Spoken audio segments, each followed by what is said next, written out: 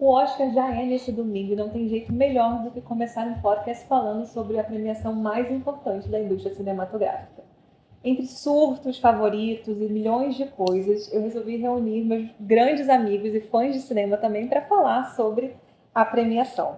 Então, sejam bem-vindos ao primeiro episódio do nosso podcast Interlúdios. Eu sou Bruna Freire, ex-cineasta aposentada, estou aqui com a Karina, que é professora de português, Guilherme, que é desenvolvedor, e Guilherme Cândido, que é crítico de cinema do Tomada 7. Então, a gente vai começar do começo. Como que foi essa temporada de premiação para vocês? Eu acho que não tem como a gente começar esse podcast sem falar de Pecadores, que é o filme do momento, pelo menos é o grande indicado, né, da temporada, recebeu 16 nomeações, bateu o recorde de filmes como A Malvada, La La Land, Titanic, e apesar de eu não considerar assim o grande filme da temporada, tenho ressalvas principalmente em relação ao final, é um filme que tem pautas importantes, é um filme que tem um diretor que está em ascensão em Hollywood, né? E, além disso, é um filme de gênero, um filme de terror, né? Um gênero que a academia não costuma contemplar, mas nos últimos anos vem destacando muitos filmes de terror. E é uma surpresa, né? Eu não sei o que vocês pensam a respeito disso. Eu também achei uma surpresa, eu fiquei surpreso com a quantidade de indicações, mas eu acho que é muito justo. O filme, ele acerta em diversas áreas, o filme é um êxito para mim em cinematografia, em música, nas atuações, a história para mim é excelente.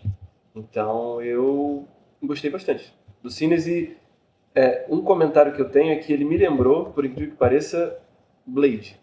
Tem alguma coisa ali que me faz lembrar do Blade, esse confronto de vampiros. Então, assim, é uma coisa que eu tava com saudade de ver na tela e eu realmente gostei por esse ponto. Bom, eu não curto muito terror, acho que por isso eu também não me interessei muito de assistir, então não posso comentar sobre os Sinners. Não é capaz de opinar. Não sou capaz de opinar. Porém, dos filmes que eu assisti, eu acredito que quem vai ganhar é uma batalha após a outra. Porém, do que eu mais gostei foi o Valor Sentimental. Pra mim, se fosse pra premiar, É um grande filme. é Valor Sentimental. Valor Sentimental, a gente assistiu juntos da primeira vez e todo mundo falava, é uma pedrada, é uma pedrada. E eu falava, tô esperando, eu vou chegar em casa com a cara inchada. E não foi uma pedrada nesse sentido, né? Uma pedrada sutil, uma pedrada elegante. Foi algo que eu não estava esperando assistir, me sentir daquele jeito enquanto assisti o filme. Você foi a primeira pessoa que eu conheço que assistiu, então... Eu vi no Festival do Rio, né? Tive a honra de ver no Festival do Rio. Aliás, no Festival do Rio eu consegui ver o Valor Sentimental, o Hamnet, o Agente Secreto.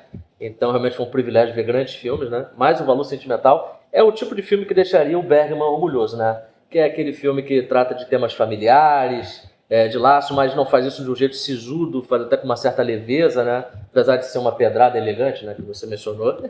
É um grande filme. Acho que se não fosse pelo Agente Secreto, que é meu favorito dessa temporada, eu também votaria no Valor Sentimental para melhor. Mas eu vou dedurar ele que antes da gente começar, ele falou que acha que Valor Sentimental ganha de melhor filme estrangeiro. Eu acho.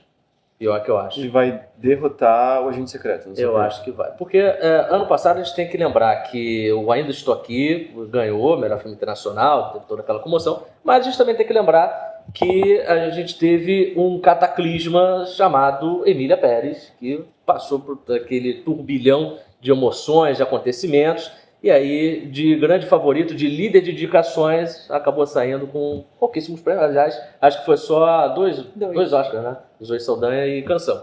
Já esse ano a gente não tem um filme como Emília Pérez. O Valor Sentimental teve mais indicações, aparece com força nas principais categorias da noite. Então, eu acho que, infelizmente, o Brasil não vai levar o bicampeonato, mas não significa que a gente não vai deixar de torcer, né? Estamos aqui na torcida. Sim, mas o que eu tenho para falar do Valor Sentimental é que ele é um filme de camadas, muitas camadas. Ele não fala somente de tortura, né? Vamos dizer assim, porque ele, né? Ele toca na parte familiar, ele toca uma crítica do próprio cinema de hoje em dia. Sim. Ele faz uma crítica que eu achei incrível. Ele fala também da reconciliação familiar.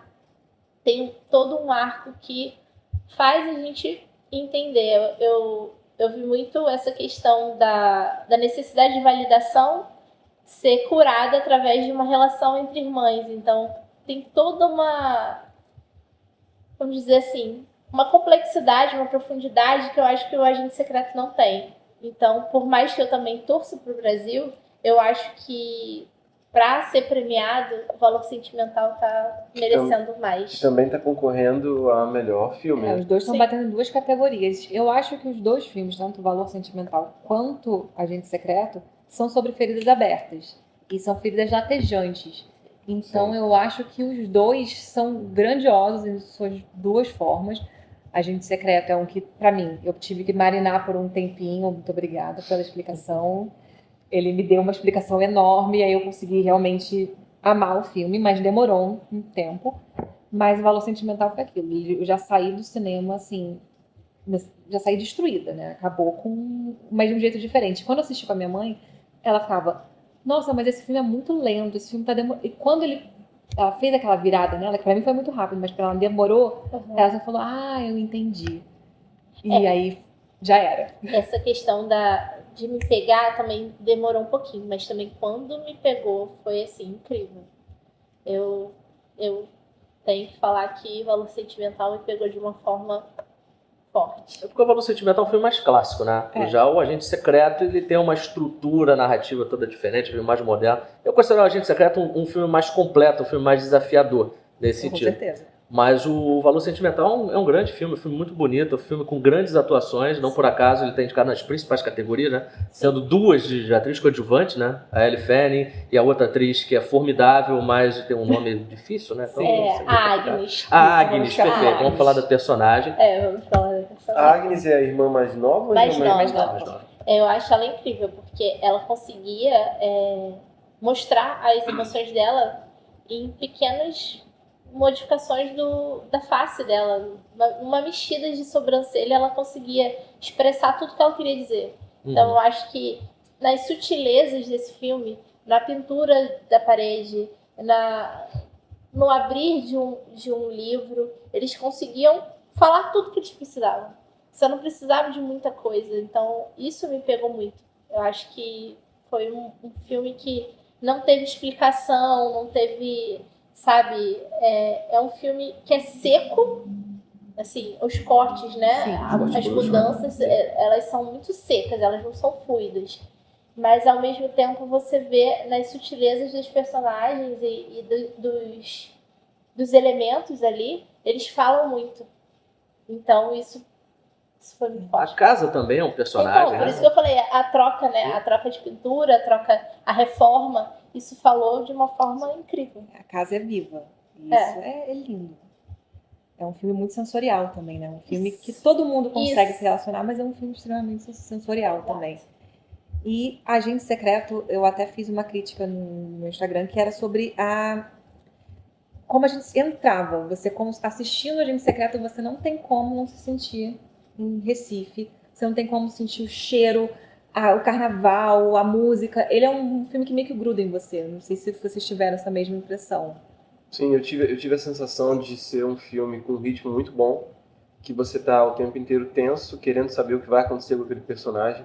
Você fica muito envolvido com o personagem e você não sente o tempo passar. Você tá sempre ali engajado na tela, querendo ver. É um filme que não fica chato. Não fica chato. Não é realmente o tipo de final que eu esperava. Eu esperava um desfecho, eu achei que ia ter um desfecho. Até algumas pessoas me disseram, o final não é como eu esperava, então eu já estava esperando não ser o que eu esperava, o que eu gostaria. Realmente não foi o final clássico de um filme de ação, de perseguição, mas foi um final muito bem feito, muito digno. E como eu já falei antes, o filme inteiro me recompensou. Todos os atos do filme me recompensaram. Eu realmente fiquei no sofá vidrado. Há muito tempo eu não fico assim com um filme de qualquer país, de qualquer tipo, quanto mais assim com um filme nacional. E eu estou falando aqui de filmes nacionais. E é isso. Muita gente, quando viu o Agente Secreto, as pessoas foram vendo também, foram comentando do final. Muitas pessoas reclamaram do final do filme. Eu, particularmente, eu acho que foi um final, assim, perfeito. Eu não consegui imaginar outro, porque é um filme que ele fala de memória, fala questão de legado. E o fato da gente ter essa interrupção brusca, né, inclusive, foi perfeito para a mensagem do filme, o discurso do Kleber Mendonça Filho sobre isso, né? E a gente está falando de um filme que ele está sendo exportado E a forma como ele leva até a brasilidade, né, para fora, falando do carnaval, né, de alguns se a gente prestar atenção em alguns elementos do filme, a gente tem coxinha, a gente tem o cachorro caramelo, tá no filme, sabe? Então tem... Orelhão. Oi? Orelhão. O orelhão também, O claro. nosso orelhão, O né? nosso orelhão, é verdade. Mas aí eu entro numa outra questão. Eu vou polemizar um pouquinho. Vai, O aproveite. que acontece? As pessoas saíram de um Ainda Estou Aqui Uhum. e foram para um agente secreto. Certo. Aí, agora eu vou falar com uma pessoa que é simplesmente amadora, que só assiste, que não tem muita noção da técnica dessas questões. Eu ouvi muito das pessoas exatamente isso. Quando criticava o filme do Agente Secreto, porque elas não entendiam.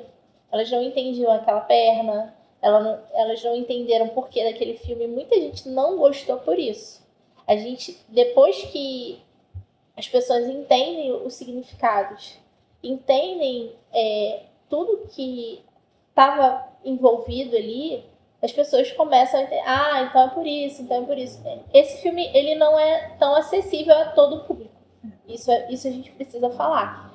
Mas não é a questão do Oscar. O Oscar é em outra questão, né? Não, mas faz todo sentido, porque eu quando eu saí do cinema, encontrei uma amiga, entrei no cinema, né, antes de entrar, ela chegou pra mim, não vai esperando a reprise de Ainda Estou Aqui. E Ainda Estou Aqui entrou no meu top 4 de filmes favoritos. Foi a primeira vez que eu realmente mudei em 15 anos.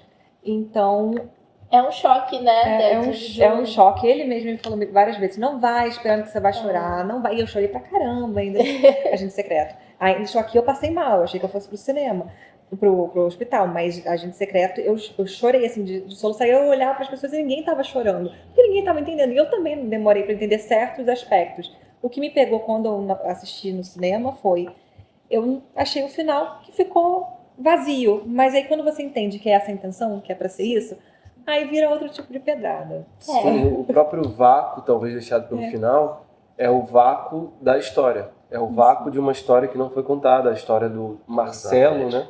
Aquele vácuo deixado por aquela pessoa é o vácuo que você também sente no enredo. Então eu acho que a maneira como o filme é feito comunica a essência da história também. Se a gente parar para pensar, são dois filmes que tratam da ditadura, mas de formas completamente diferentes. Sim, exatamente. E a forma como o Brasil ele aborda a ditadura, a questão da lembrança da ditadura, né, do que foi julgado, do que não foi julgado, né, o Kleber Mendonça Filho ele bate muito nessa tecla, né? Até quando a gente fala do final especificamente, sem dar spoiler, né, para o nosso espectador, mas tem um personagem-chave ali no final que fala, pô, mas eu não lembro, não tive tanto contato com isso, né? Isso a gente traz até para os momentos atuais. Tem muita gente que até pede retorno de ditadura, né? Não sabe como é que funciona, né? Como é que funcionava na época. O filme traz uma luz sobre isso, né? A gente mencionou a questão da perna. A perna é um caso específico sobre a ditadura, porque no Recife muitos crimes aconteciam, né, atos de brutalidade com as pessoas, e aí quando a imprensa tentava levar isso a público, eles eram censurados, porque eram crimes, né, das pessoas da ditadura, né, dos militares e tal. E aí qual era a solução dos jornalistas? Pô, a gente não vai ficar aqui sem a notícia. Então eles inventavam, né, inventaram a história mirabolante da perna, que acabou virando até uma lenda urbana no Recife, né? E aí se tornou essa sequência que quem assiste assim, o filme, caramba, do nada virou esse filme trash, né? Filme de terror, assim, com a perna, né? Mas é por conta disso. Isso só mostra a riqueza da linguagem do filme, né? Sim, mas é por isso que eu quis pontuar a diferença desses filmes, assim, para um público maior, para atingir todos, né? Uhum. É um filme que vai necessitar um pouco da pessoa entender todas essas linguagens para compreender de fato a mensagem. Mas para um Oscar ele é totalmente capaz de vencer tranquilamente, acredito. E eu até diria também que por mais que não fique totalmente acessível algumas ideias do filme, por exemplo, a ideia da perna, porque ela pode ser interpretada de diversas formas, inclusive para quem é de Recife vai talvez conseguir interpretar melhor. Sim. Isso não sacrifica a mensagem central do filme. Eu acho que a mensagem central é preservada. E realmente você sente o impacto emocional de tudo. Até a própria perna, ela não impacta tanto assim, ela não foge tanto do tom da prosa. Eu acho que encaixa muito bem. O Kleber, ele conseguiu criar um universo paralelo, ele criar uma textura muito bem feita para esse filme, né? Ele realmente criou um microverso ali para ele, onde tudo que está dentro daquele microverso conversa muito bem, então é um êxito assim, cinematográfico. Sim. Eu acho que esse ano, o Oscar basicamente é uma leitura do que está acontecendo no mundo. E nisso nós tivemos esse ano filme sobre ditadura de novo, tivemos Sinners, questão racial, e a gente vai para o que está mais pegando agora, né? Não que os outros problemas não sejam enormes, mas parece que uma batalha após a outra foi um grande suco do cenário atual. Sim. E vocês acham que isso vai fazer uma batalha após a outra se tornar o campeão desse ano?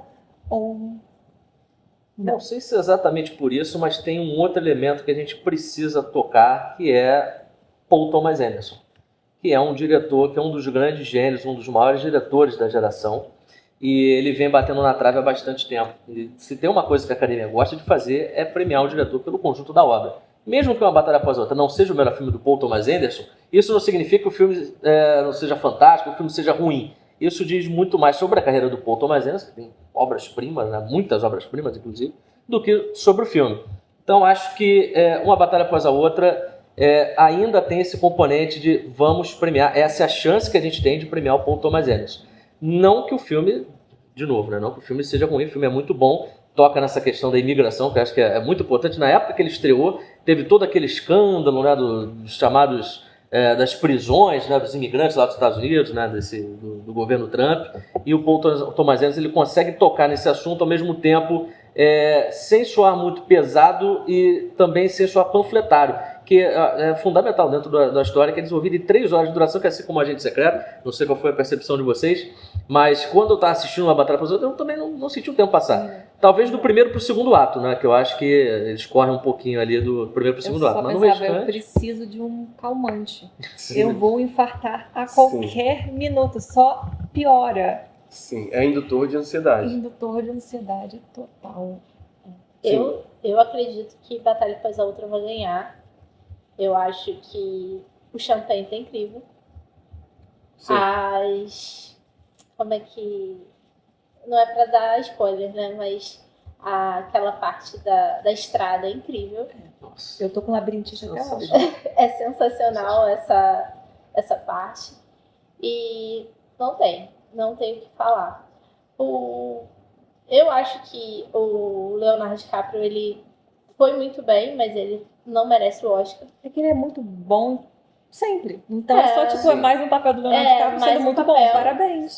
Ele não brilhou a ponto de você falar, uau, ele vai ganhar o Oscar esse Porque a ano. atuação que a gente lembra, a gente sai do cinema falando, caraca, o Champagne, Sim. meu Deus, eu tenho Champagne, todos os meus problemas com ele, mas eu esqueci naquele filme. Ele foi incrível. Mas todo mundo lembra do Leonardo DiCaprio como ator dramático. Agora, como um ator cômico, pouca gente dá valor, né? Uma batalha após a outra, mas o filme é lembrar que ele é um grande ator versátil, né? Principalmente, né? Ele é bom em tudo que você propõe. Por isso que eu falei, ele foi muito bem. Sim. Ele foi muito bem, mas eu acredito que por conta do Champagne, ele perdeu um pouco desse brilho.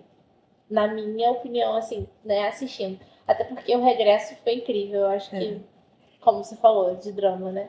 Mas ele foi muito bom. Todo o elenco, Assim, inclusive, né? sim, É um foi filme que incrível. chega a ser ridículo de tantas pessoas boas que eles encontraram pra fazer um filme. Eu Sim. esqueci o nome do ator do... Benício Del Toro. Isso, o professor de karatê. Uhum. Eu também gostei Sensei. muito dele. Eu gostei, a sensação que eu tenho é que ele não levou tão a sério o filme. E eu amo isso. Ele não levou tão a sério o papel, ele fez assim só naquela primeira camada ali do cérebro e não mais do que isso. E ficou muito bom. Combinou muito com a ideia do filme. O filme, como o Guilherme falou, talvez ele não seja tão sisudo de querer passar aquela mensagem com mão pesada. Ele tem aquela prosa leve, mas mesmo assim ele é muito pertinente para o momento que a gente está vivendo, né? Esse cara é incrível, né? Ele consegue fazer isso, ele consegue mesmo sem ter que jogar na sua cara uma ideia, ele consegue mesmo assim passar a ideia, né? Então isso é muito legal desse filme. E eu gostei do final. Aquele final fica arrasada, mas assim, daquele jeito, tipo, você tá exausto depois do filme. É um filme que te deixa exausto. Você fica emocionalmente, tipo, destruído, sei lá, ele é muito louco, né? É um filme que mexe muito com você. E eu acho que nesse ponto é a hora certa do Guilherme Cândido dar uma aula à cara dele sobre como é a votação. Porque isso que pode ser o que vai levar para um filme, talvez, não falando que uma batalha após a outra seja mediano, mas que um filme que é meio termo acabe ganhando. Sim. Eu quero apostar R$100 em Bugônia. Eu queria, depois dessa aula, saber se eu tô fazendo a coisa certa. Bugônia. De repente. Quando a gente fala do Oscar, o Oscar, na verdade, no mundo ideal, ele seria a coroação de um grande trabalho, né? Seria o melhor filme vai ganhar o Oscar de melhor filme.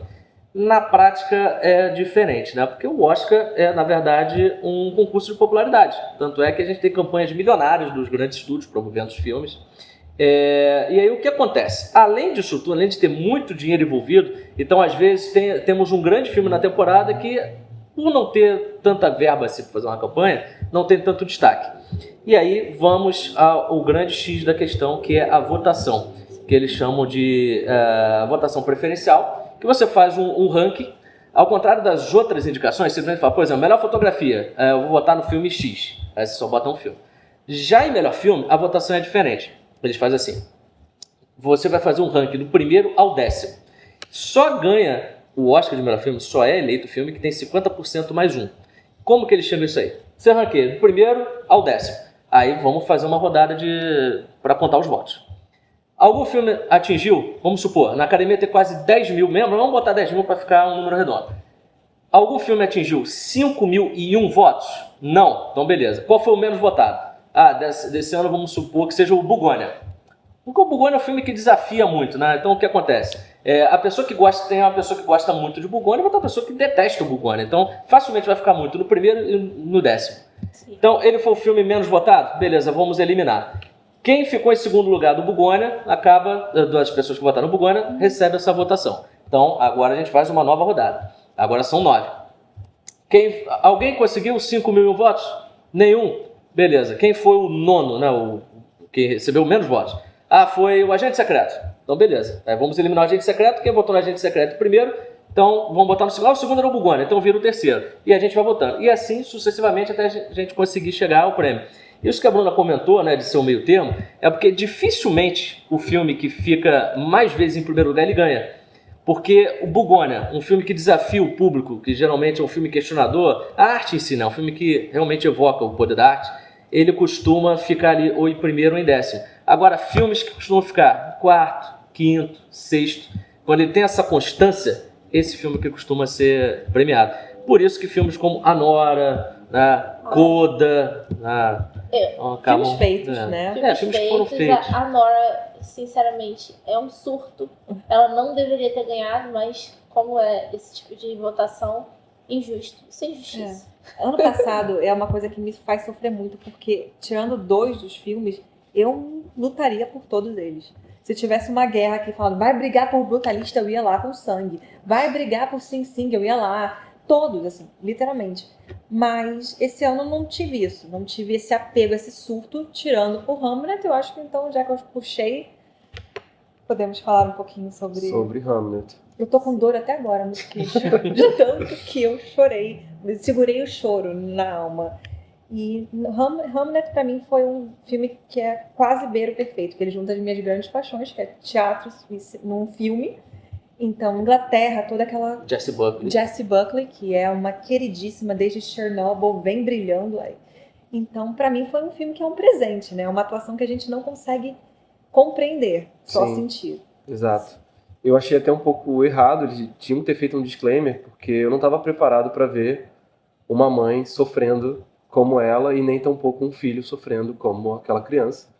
Eu ainda estou impactado aqui psicologicamente e emocionalmente. É um filme que eu não recomendo para ninguém. Pois é difícil recomendar. Eu não consegui assistir e eu não tenho estrutura emocional para ele. Mães não assistam isso. Mães realmente evitem, ainda mais se vocês forem mães há pouco tempo. Eu recomendaria evitar. É muito doloroso. Vocês falaram de disclaimer do Hamlet no Festival do Rio, ele foi o filme de encerramento do Festival do Rio.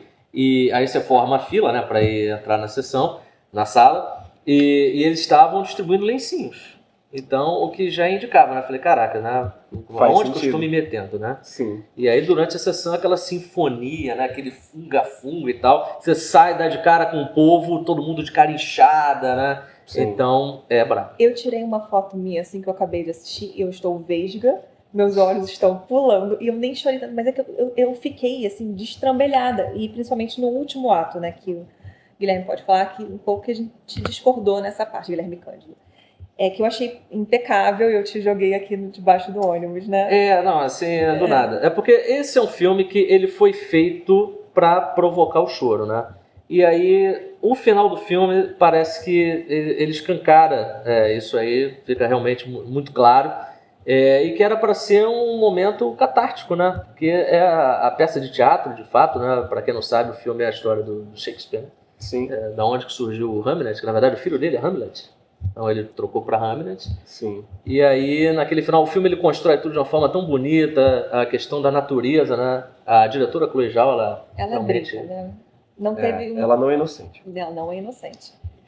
Minha mãe, ela ficou tão emocionada. No final não tinha cena, não tinha nada. Era só quando eles colocaram o cenário das árvores. Ela começou a chorar. Aí eu falei, o que você tá chorando? Ela, tipo, olha o detalhe dessa pintura. Sim. E a Chloe Zhao, ela consegue isso com tudo, seja a pintura ali ou quando ela mostra as árvores mesmo. Você sente o vento delas. Sim. Mas você não acha que ficou muito claro? Você não acha que já estava tudo assim, já tinha dado para entender o que aconteceu? Porque parece que eles sublinharam, o filme acabou se tornando prolixo no final. Você não acha? É porque eu sou fã de teatro ao vivo. Entendi. Entendeu? Eu sou aquela que eu já vi a mesma peça 10 vezes, eu vou chorar que nem na primeira, porque quando você tá no teatro, você sente a energia de todo mundo. Então aquela cena no final com as mãozinhas, eu tava quase assim, tipo, vamos junto, galera.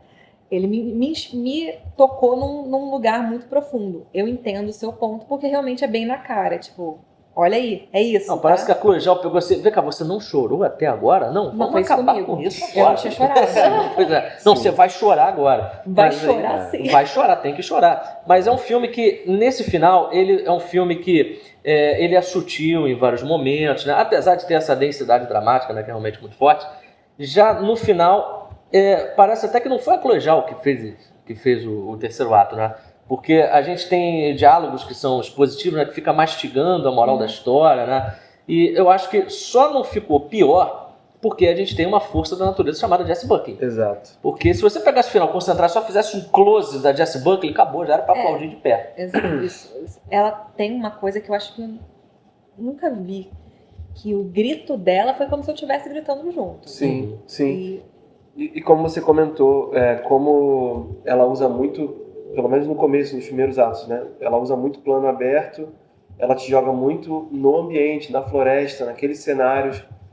Até tem uma certa distância dos personagens, você vê os personagens assim pequenininhos, né? Você vai entrando naquele universo, você vai entrando naquele mundo, naquele folclore, e quando você vê, você já está conectado com aquele universo, com aqueles personagens, com aquela textura, novamente usando essa palavra.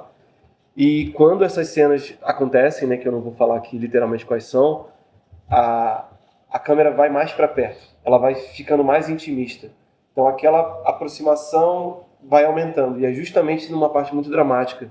Então aquilo te pega muito profundamente, né? Se você se permitiu entrar, você já tá dentro, depois você entra mais, nessa parte você realmente é arrebatado por aquelas emoções, tanto da criança quanto da mãe. É imersivo. É imersivo, eu acho que é de propósito, ele vai gradualmente te imergindo cada vez mais. Então eu concordo também um pouco com o Guilherme. Talvez se a intenção do autor começa a se sobressair muito no enredo, né? Talvez a gente já sinta... mas quem já tá lá dentro, eu acho que já é tarde demais. Só se me puxasse pelo cabelo. E olha lá. Bom, já que vocês falaram tanto de Hamlet, eu acho que a gente não pode não falar de Martin Supreme. Martin Supreme foi um filme, assim, difícil de assistir, pelo menos pra mim. Foi um filme que... É o tal indutor de ansiedade, né? Em sua melhor forma. Bugônia também. Cara, ele me deu várias sensações. Foi difícil chegar até o final. Mas foi um filme...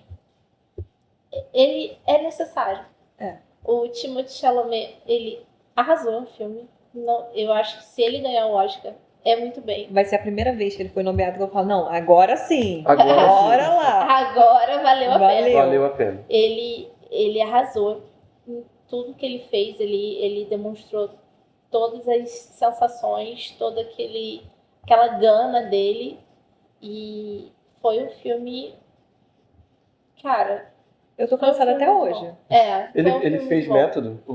Ele fez o método, seguiu o método ou não? Acho que não, Não? Ele se preparou muito tempo, né? Ele fez um treinamento rigoroso para jogar, né, o tênis de mesa. Se você falar ping-pong, né, os mesa-tenistas vão querer me matar, né? Certo. Mas não sei se ele chegou a fazer um método, mas é aquele tipo de atuação que, por mais que a gente preze aqui, não, Wagner Moura, né, excelente, prata da casa, mas se o Oscar for pro Timothée Chalamet, acho que vai ficar em boas mãos, né? Eu acho que sim, porque Eu acho também.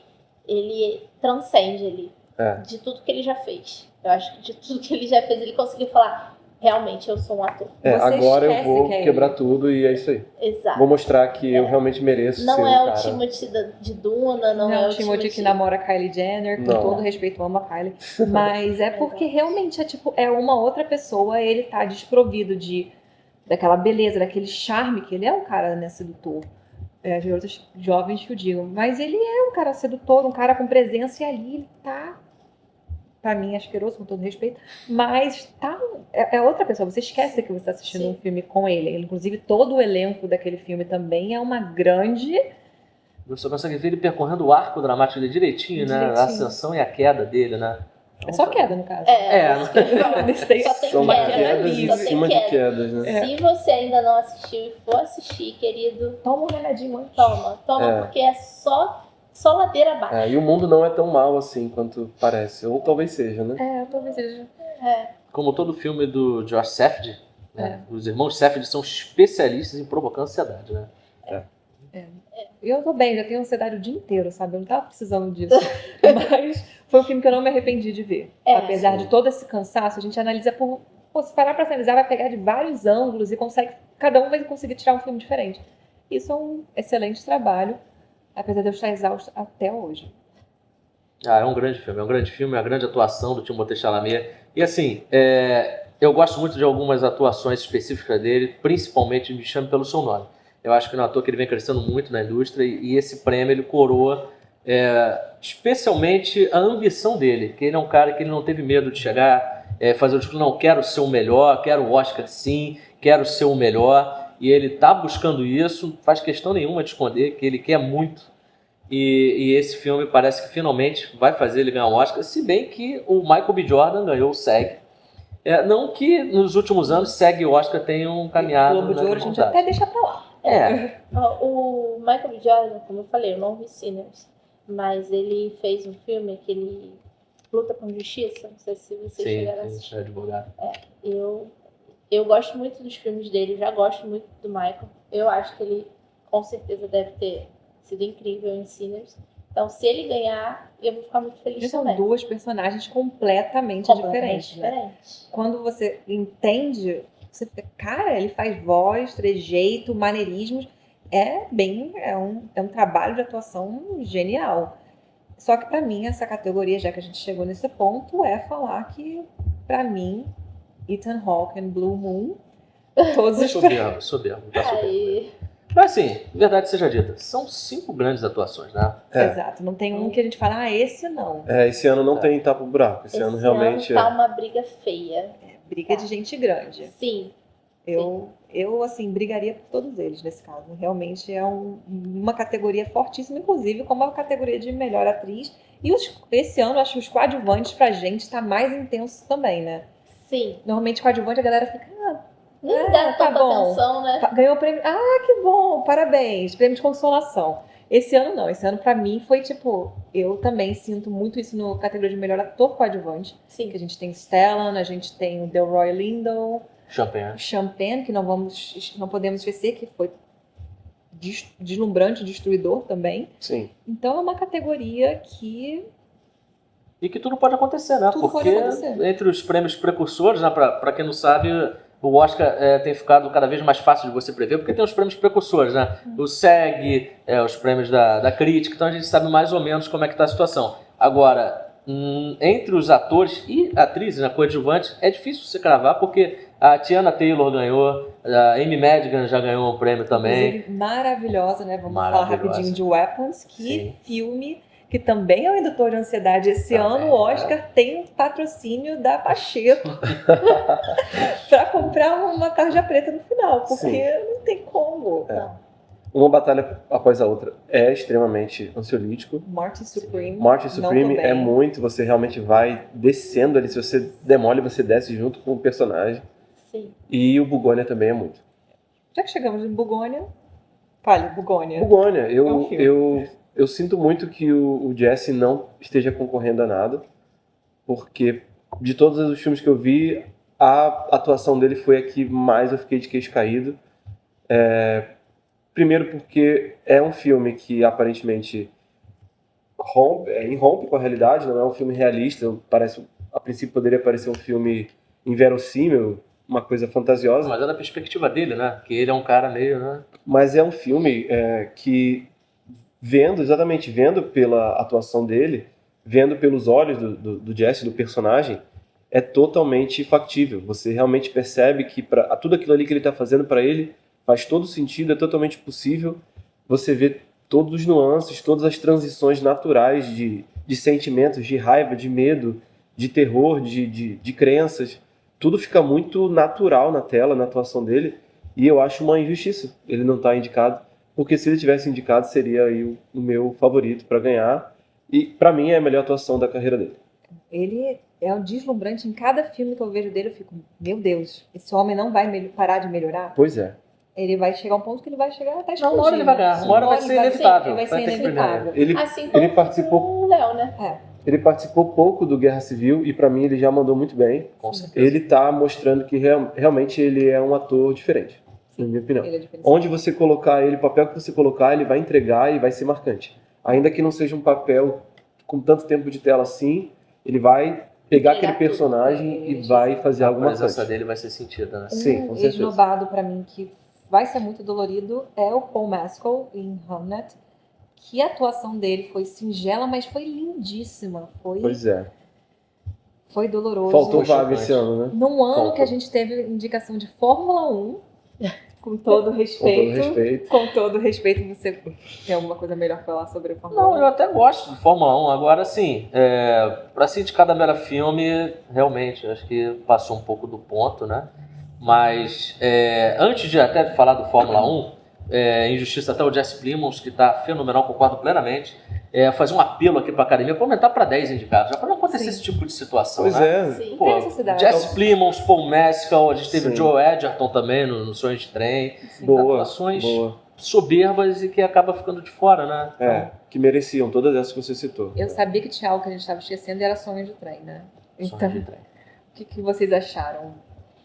Esse eu Esse- prefiro não comentar. Esse foi outro filme que Eu vi quero que comentar só vi. do Fórmula 1.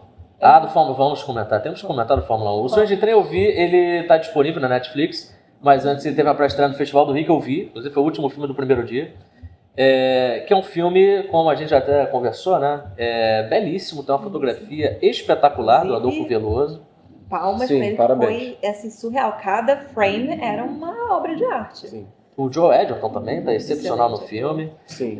Mas é outro que eu não sei se eu teria indicado. Acho que o ano foi muito bom. A gente teve filmes melhores do que o Sonhos de Trem. Porém, eu considero o Sonhos de Trem superior ao Fórmula 1, que realmente... Sim, não, o que eu ia falar, Fórmula 1, ele realmente, eu não sei por que ele entrou para ser um dos melhores filmes diante de tantos filmes maravilhosos que a gente tem esse Mas eu ano. tenho até uma teoria sobre isso que eu estava comentando com a Bruna. E aí, se fosse, tipo assim, Fórmula 1 e a Nora, ok, Fórmula 1, merece. Mas Fórmula 1 com esses, realmente, como eu falei, o meu favorito é Valor Sentimental. Mas o Fórmula 1, ele me remeteu muito à minha infância. Então eu acho que é por isso que ele me pegou. Uhum. Quando eu assisti as corridas, eu assistia muito com meu pai. Assisti todas as corridas com Senna, Hamilton. Então, aquilo me pegou bastante. E eu gostei do Brad Pitt, do trabalho dele ali. Muito carismático. Né? Sim, Foi. ele convence qualquer um, né? Foi, e no momento, né, na corrida final que ele ganha, assim, é emocionante. Eu me senti tocada. Eu só achei que é um filme muito reciclado, desculpa o termo, porque ele pega, tipo, todos os elementos padrões e fala, agora vamos colocar num carrinho. É o que a gente estava falando sobre formulaico, né? Ele isso. é formulaico. Com Ele perdão do trocadilho, Com né? perdão do Fórmula 1. trocadilho. Formulaico, é um ok. filme formulaico. Porque a gente já falou de vários filmes que eles foram fora da curva, né? O Agente Secreto, você Sim, vê o próprio Valor Sentimental, também. o Hamlet que vocês assistiram e falaram. Todos são filmes que são fora da curva. O próprio Mark Supreme. Agora você chega e coloca um que você está acostumado a assistir, né? A forma, né? De como se fazer um filme e é o Fórmula 1, é isso. Sim. Mas o Fórmula 1 ele parece que é um filme, assim, ele é um filme esportivo, Sim. mas ele o tempo todo ele tenta fugir disso. Então, não, você vê que alguém vai sofrer um acidente logo no início, o protagonista ele não é um cara que ele vai ganhar tudo, que ele tá... o Brad Pitt, o papel dele, ele sequer pensa em ganhar uma corrida, não, ele tem Sim. outros objetivos no filme. Sim, Não sim. vamos entrar em spoiler aqui, né? Não, tentei não dar spoiler. Pois é, mas aí no final ele sempre assim, ele desvia um pouquinho, mas o destino é sempre o mesmo, né? Por isso Sim. que acaba sendo formulaico. Não que seja um filme ruim, até assistir Fórmula 1 no cinema, principalmente em IMAX, foi espetacular. Foi realmente muito bom. É uma corrida de Fórmula 1. Eles Sim. conseguem realmente, tecnicamente impecável. Sim. ele é muito bom. Então, por isso que eu falei, me remeteu à minha infância. Justiça por Wicked. Foi bom você falar de Wicked, porque o Oscar geralmente guarda a 10ª indicação para um grande arrasa-quarteirão, né? Um blockbuster. E esse ano, né, o ano de 2025, a gente teve simplesmente o Wicked e teve o Avatar, que Sim. foram filmes que dividiram opinião, né?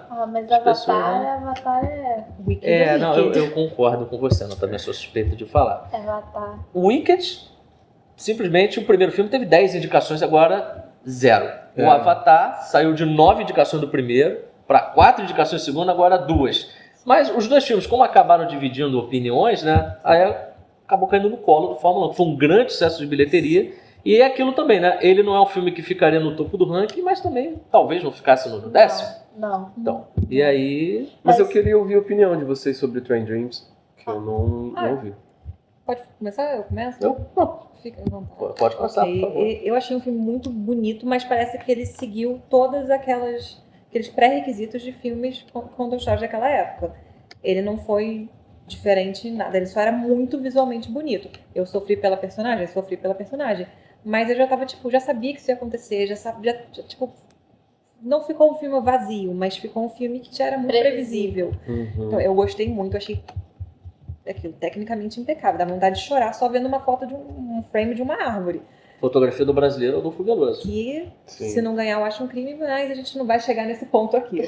Mas eu achei excelente, eu achei um filme excelente nesse ponto, mas faltou no parte do roteiro, que é aquela parte que... Sim. O roteiro um tanto quanto monocórdico, né? Porque Isso. ele bate naquela tecla da tragédia e não consegue fugir muito disso. Tem a questão das relações interpessoais que moldam, né, a gente. É até bonito o discurso do filme Sim. nesse sentido, né? Mas eu não achei que ele vai muito além disso, né? Como outros filmes, né? Mas definitivamente é um bom filme e um belíssimo filme, né? Belíssimo. É, muito bonito. Então, eu acho que agora a gente pode... Falamos sobre todos? Ou já meu TDA já fez isso? A gente esqueceu de falar de um que eu, particularmente, para mim, dos 10 indicados, ele é o mais fraco, que é o Frankenstein, né? Sim. Pois Frankie, é. meu filho. Pois é. Sim. Ele vai ganhar muitos prêmios técnicos, Sim, já se sim. preparem. Inclusive, porque vai. Jacob Elordi, ele me surpreendeu muito. Se tem um ponto Além- positivo é Além de estar lindíssimo, com todo respeito. o Mas... Frankenstein. Sim, eu achei maravilhoso, achei Olha. querido. Porque isso que eu ia falar, o Frankenstein, esse filme é o Frankenstein diferente, né? Porque normalmente o Frankenstein ele é feio, Ele é normalmente grotesco. ele é grotesco, exatamente. E dessa vez eles fizeram um filme de Frankenstein bonitinho, então eles saíram Sim. um pouco dessa curva. Ele ficou meio pop. Eu chamo o Frankenstein pop. Quando eu vi o personagem revelado 100%, me deu uma desanimada. Porque eu senti achei- que era um modelo com cicatrizes. Ele podia ser boca do My Chemical Romance, com todo Sim. respeito, Olha minha banda só. favorita. Sim, Só- é por isso que eu achei que ficou meio destoando, mas pode falar. Eu acho- esperava mais, algo mais grotesco, mais Mas Guilherme Del visceral. Toro. Mais Guilherme Del Toro, Exato. exatamente. Faltou esse sangue dele. O que me pegou é que eu achei muito Disney na coisa, tipo, uma live action da Disney, muito muita Concordo. cor, muita coisa, enquanto eu tava esperando um sombrio, uma coisa que fosse acabar, porque a história de Frankenstein é, tipo, é triste pra caramba, Sim. é destruidora. Frankenstein pop. Exato, Foi um Disney, foi um Frankenstein bonitinho. Eu tava esperando ele sair cantando, em qualquer só momento, faltou. Não. com todo respeito. Pode falar, desculpa, eu só tava pensando aqui. Mas a gente conversou muito isso. Quando Sim, eu tava sim. assistindo, eu fiquei mandando, cara, o que tá acontecendo? O Guilherme Del Toro tava esperando outro estético. E é o projeto dos sonhos dele. Então a gente esperava, caraca, vai ser o melhor filme da carreira dele. O filme que ele mais queria fazer, o sonho dele, fazer o Frankenstein. E acabou sendo, assim, em termos de roteiro, provavelmente o mais fraco da carreira dele, né? Porque é um filme com diálogos expositivos, de novo, né? Muitos diálogos expositivos, mastigando a moral da história. E ele é um cara que a parte técnica, ela fica muito em evidência no filme dele. O design de produção, geralmente, é excepcional do filme do Guilherme Del Toro. E ele geralmente ele consegue comunicar muitas coisas através do design de produção, do figurino. Não é diferente no Frankenstein, mas parece que faltou nele uma confiança do espectador. Então, em vários momentos, uma coisa que já estava clara, ele verbaliza. Então, geralmente, no filme do Guilherme Del Toro tem aquela questão. Apesar de ter vários monstros envolvidos, o verdadeiro monstro é o ser humano. Né? Tem essa questão nos filmes. E no Frankenstein não é diferente, mas ele chega a verbalizar. Tem um momento que o personagem do Oscar Isaac, o Victor Frankenstein, chega e fala, alguém chega e fala para ele, não, você é o verdadeiro monstro. Eu falei, caramba, mas isso aí já estava na cara, né, desde o Pois início. eu vou até além. Eu senti que foi um Frankenstein, como a Karina falou, pop também, mas um Frankenstein Netflix, porque Total. os riscos não são tão intensos, as consequências não são tão sérias, as viradas são bastante óbvias, são viradas que você imagina que vão acontecer no filme, não tem nada de muito surpreendente, e a estética é muito linda. Então, se você botar tudo isso aí no liquidificador, vai dar um filme da Netflix. E o que é esperado. Mas o Guilherme Del Toro, vocês vão me corrigir, é do Labirinto do Fauno, O certo? Labirinto do Fauno. Pois é, então, eu não esperava isso dele, esperava talvez da Netflix, mas não do Guilherme Del Toro. Então isso foi pra mim um baldezinho de água fria. E os efeitos visuais também, né? Porque eu achei surpreendente, ele tá até indicado a melhores efeitos visuais, porque tem uma cena grotesca, mas no mau sentido, né, no caso, que é a fuga do Frankenstein, que tem lá o castelo, o laboratório, tá explodindo, e a gente consegue ver claramente até o contorno, né, do personagem saindo, que, como você falou, é uma marca registrada da Netflix que não investe muito em CGI, costuma ser muito artificial nesse sentido, né? E o filme tecnicamente, que é uma coisa surpreendente, o filme do Guilherme Del Toro, deixar a desejar nesse ponto, mas principalmente do roteiro, concordo plenamente com o que você falou. Um diretor que chegou a nos presentear com o Labirinto do Fauno, com A Forma da Água, com Os Caravelhos do Diabo, e fazendo um filme como esse é difícil, é complicado. Eu só preciso falar pra gente não cometer uma injustiça. Esteticamente, o filme é muito lindo. Sim, é lindo. Como ele foi recriado, a época que ele recriou, isso realmente... Não, Constituição. o design de produção tá excelente. Mas o complemento gráfico do filme, que é justamente onde entra a computação gráfica. Exato. Aí fica a desejar. Eu acho que essa quebra da estética me pegou. E eu acho que a história de Frankenstein é tão linda, sobre paternidade de uma forma tão dolorosa, tão escrita por uma criança, basicamente. Sim. E, sei lá, eu só achei que ficou um pouco vazio. Ele tentou pegar naquela coisa de figurinos extravagantes, atores maravilhosos, e no fim ficou... poxa, esperava mais, ficou faltando. E eu Com saí certeza. triste, porque eu não queria isso do meu filho, Frankenstein. Do seu filho. Entendi. E eu tinha falado de Caravelho do Diabo, acabou que, na verdade, é a espinha do diabo, né? Do Guilherme Del Toro. Caravelho do Diabo é um filme nacional que é muito bom, inclusive, fica a dica aí pro espectador. Legal. Então eu acho que agora é a hora da gente terminar com a nossa previsão. Vamos lá. Para melhor filme, quem vocês acham que você ganhar? Pode falar, quem você queria que ganhasse e quem vocês acham que vai ganhar. Que é o que eu sempre faço no Oscar. Eu vou colocando as notinhas e eu vou tipo, quem vai ganhar e quem eu acho. Então, vamos nessa. Quem começa? Vai, Karina. Não sei. Karina. Então, como eu falei desde o início, eu acho que vai ganhar uma batalha após a outra. Quem eu queria, Valor Sentimental. Quem eu queria, pelo conjunto do filme, uma batalha após a outra. E quem eu acho que vai ganhar também é uma batalha após a outra. E eu acho que é porque ele comunica algo importante para esse momento que o mundo está vivendo. Ele é um êxito e é uma forma de dizer, por favor, Paul Thomas Anderson, não fique tanto tempo sem fazer filmes, porque você vai ser recompensado. Então, pegando toda essa equação, eu acho que vai dar uma batalha após a outra. Bom, Meu favorito é o Agente Secreto, e aí, para além de torcida, né, de ufanismo, ultranacionalismo, como o Oliver Lax do Sirá falou, né? Mas para mim o melhor filme do ano foi o Agente Secreto, teria o meu voto, mas eu acho que vai dar também uma batalha após a outra. Mas e você? Que ganhou meu coração foi Hamlet, que, assim, talvez não seja o meu filme favorito, não entra na minha lista, mas que vai ser algo que eu vou guardar pro resto da minha vida. Mas eu acho que vai ser Sinners. Eu apostaria em uma batalha após a outra, mas eu tenho a sensação que a academia não tá com saco para lidar com a mesma coisa que o Globo de Ouro teve que fazer. Teve que lidar com a briga entre os fãs do Wagner Moura e do Michael B. Jordan. Eles não estão afim de lidar com isso. Ano passado já deve ter sido chato o suficiente ter que lidar com todos nós surtados por Anora. Eu acho que eles não querem pegar isso com o americano ainda. Mas é engajamento, né? É engajamento, mas não sei. Então, pela narrativa, pelo jeito como os atores ficaram, Samuel L. Jackson, Viola Davis, quando eles foram ler, então, assim, eu acho que isso teve um peso nos votantes. Eu acho que tá tendo essa reação e todo mundo fala que Sinners é a melhor coisa já feita. Então, eu acho que isso vai pesar, né? Você tem um ponto, sim. A minha lógica seria uma batalha após a outra, mas a minha intuição, que pode estar totalmente errada, tá indo para Sinners. O meu coração tá em Hamlet e o Valor Sentimental também virou um queridinho para sempre. Mais alguma coisa? Alguma para adicionar? Não, acho que é. Muito bom. Ponto de partida, eu ainda ficaria mais 3 horas aqui conversando, porque falar de cinema, que é uma coisa que a gente ama ao lado de amigos tão queridos, é sempre muito prazeroso, né? Exato. E Oscar é basicamente o meu assunto favorito. Me chamem para falar sobre premiação todos os dias da minha vida. É o que eu amo. Mas esse não é o último. Por sorte, ainda temos muitos episódios. Esse é só o primeiro do nosso Interlúdios. E acho que podemos terminar assim, né? Quem ganhar o bolão... Sim, ganha. Pior que a gente vai ter que dividir, né? Vocês dividem, a gente divide. Vai ganhar sozinha. É por isso que ela postou no pecado. Vocês me descobriram, com todo respeito. Mas é isso, né? Muito obrigada por assistir nosso primeiro episódio e nos vemos no próximo vídeo.